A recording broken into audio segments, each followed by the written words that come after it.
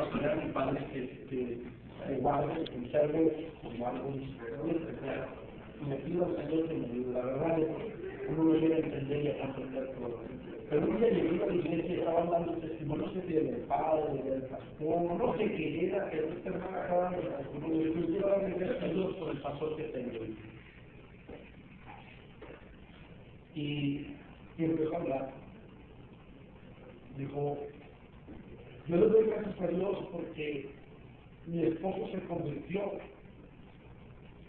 Dijo, bajo el ministerio no lo doy, pero sin que hablara de Cristo. Yo comencé a ser. Resulta que este hermanito era muy difícil. La hermana sufrió mucho porque cuando a él se le pegaba la gana, pues después no va con el mismo. Y si había algún lado, pero de su manera, así la controlaba muy bien. Como entonces uno se va a llevar por otro lado para el cabello. Y cuando llegó la señora, cabeza al otro lado, porque le dio ortona. Eso es lo que es el cabello que me que regresó para acá y después cada vez que le decía que ponía en el así, te voy a ver cabello. Aquí tengo cabello. Y él así se ponía, pero a veces llegaba a la iglesia, acá conocía a esa familia, conocía al Señor. Un día se cambió los trajes en la casa de hermano y el hermano fue pasado, porque creo que yo escuché a la hermana del testimonio. Dice, el hermano fue pasado por frente de la casa, yo les miraba un poco hablando del carro y se estaba. Y hacen pláticas a mi esposa, hablando del carro, hablaban de todo. A veces tratando de sacar, y hicieron una plática. La cosa es que se desarrolló una relación entre el hermano Adolfo y el y un día que el hermano Adolfo no pasaba por la vida señora, un padre de niño que me dijo, oye, le vamos a ir a un hermano Adolfo que no ha pasado. ¿Sabes que está la mesa? Vamos a ver. Y se acabaron a ver, me dije que me tocaron el hermano Adolfo.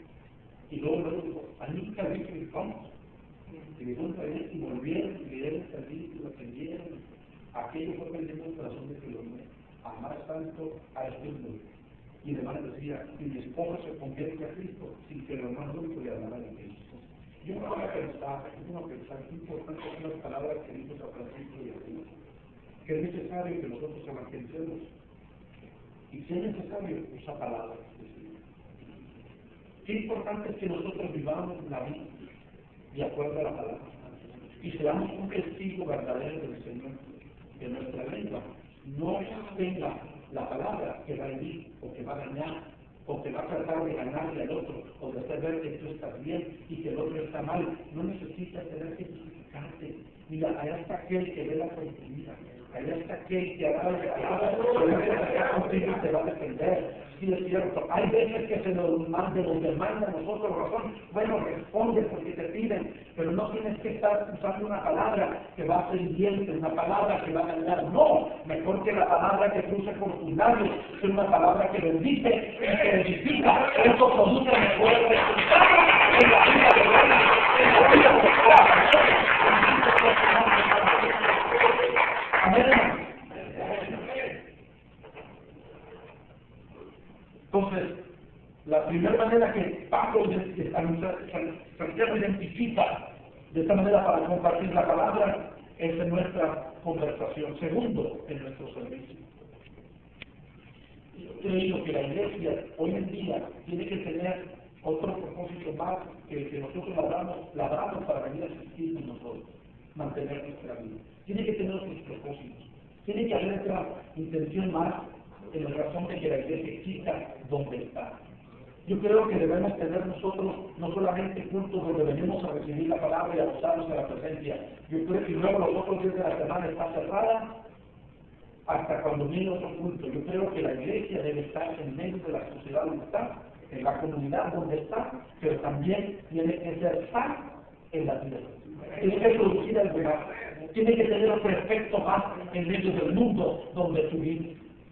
Entonces, el segundo forma es en el servicio, que nosotros debemos servir a los que están alrededor. Nuestro Mateo 25:34 dice, entonces el rey dirá a los de su derecha, venid benditos de mi Padre, en el área del reino preparado para vosotros desde la fundación del mundo. Porque tuve hambre y me diste de comer,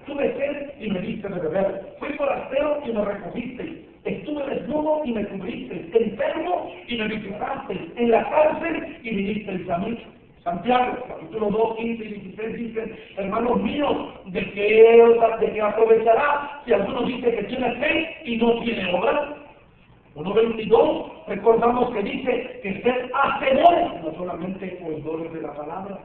Si un hermano, una hermana están desnudos y tiene necesidad de mantenimiento de cada día, y alguno de vosotros dice, tienen paz, calentados y saciados, pero no le dan las cosas que son necesarias para el cuerpo, ¿de qué aprovecha?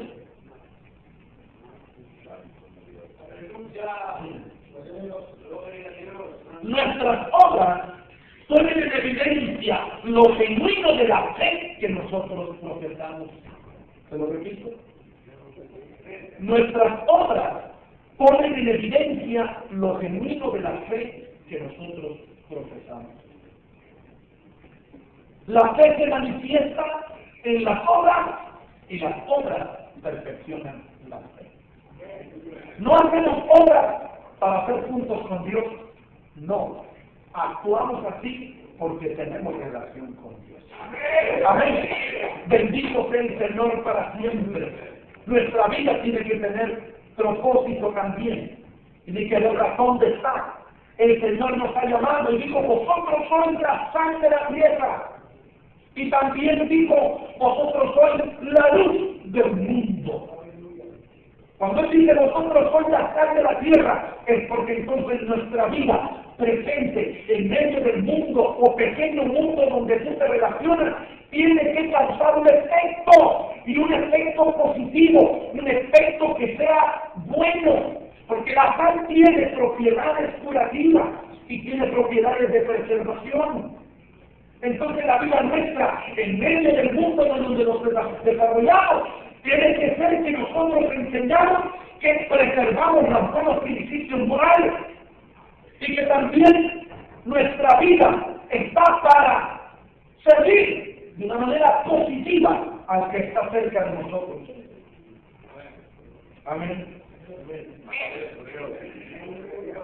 Jesús dijo, Mateo 25:40, respondiendo el rey les dirá, de cierto os digo, que en cuanto le hiciste a uno de estos mis hermanos más pequeños, a mí lo hiciste.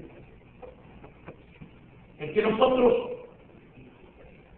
estemos para servir a nuestra comunidad y ser de apoyo a alguien en la vida. No solamente decir, oraré por ti, que es bueno orar por las necesidades. Sencillamente eso puede resolver muchas necesidades. Pero también muchas otras veces podemos hacer algo más que simplemente orar. Como luego dicen, orando y con el brazo dando. ¿Por qué no extender la mano y servir y dar con el corazón? Ya que Santiago nos presenta que esa es otra manera para que nosotros podamos también compartir esta palabra con el servicio, presentándonos nosotros para que el mundo pueda ser bendecido a través de nuestro servicio, por sencillo que pudiera ser. El Señor nos dijo en un momento, cuando tuve hambre, tú me diste de comer. Tuve sed y me diste de beber. Fui por las penas y me recogí. Estuve desnudo y me cubrí. Enfermo y me visitaste en la cárcel y viniste a mí. ¿Qué es lo que estamos haciendo nosotros como iglesia, hermano? Te doy una pregunta, yo a ti. Si la iglesia que está donde tú asistes, la iglesia donde tú asistes, si en estos momentos esa iglesia dejara de existir en este momento, ¿a quién le afectaría?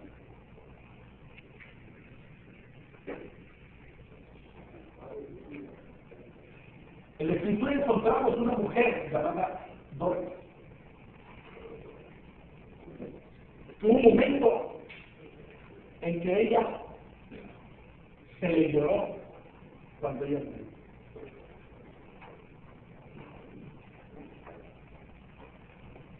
Porque tenía algo que ofrecer al pueblo. Ella compartía de lo poco que tenía, pero lo que sabía hacer, lo compartía.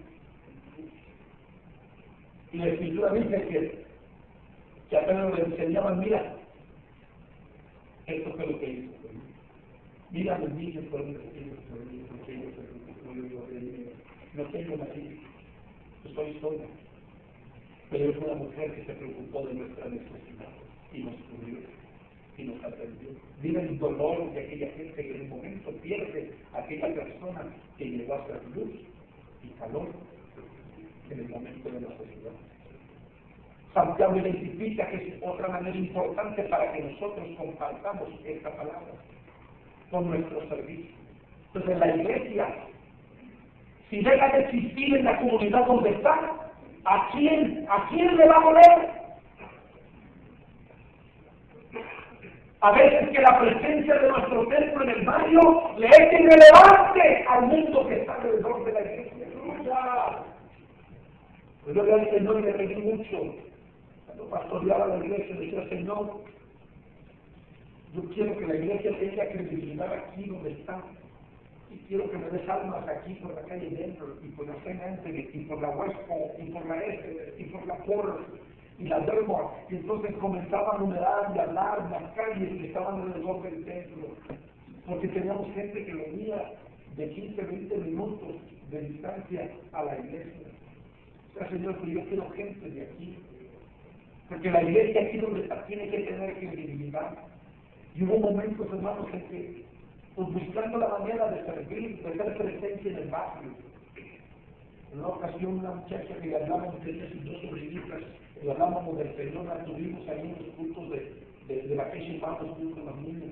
Pero un día en la mañana temprano que iba con sus 2 sobrinitos, un niño y una niña, llevaba a la escuela, un señor anciano encandilado por la luz del sol en la mañana, que iba, no pudo verlos y se los llevó de encuentro. El niño le hizo, la niña y ella no le hicieron, murieron. Ellos vivían en una cuadra del centro. No es gente cristiana, pero les digo a la iglesia, hermanos, nosotros estamos aquí en esta comunidad. Esta familia no tiene dinero, hermanos.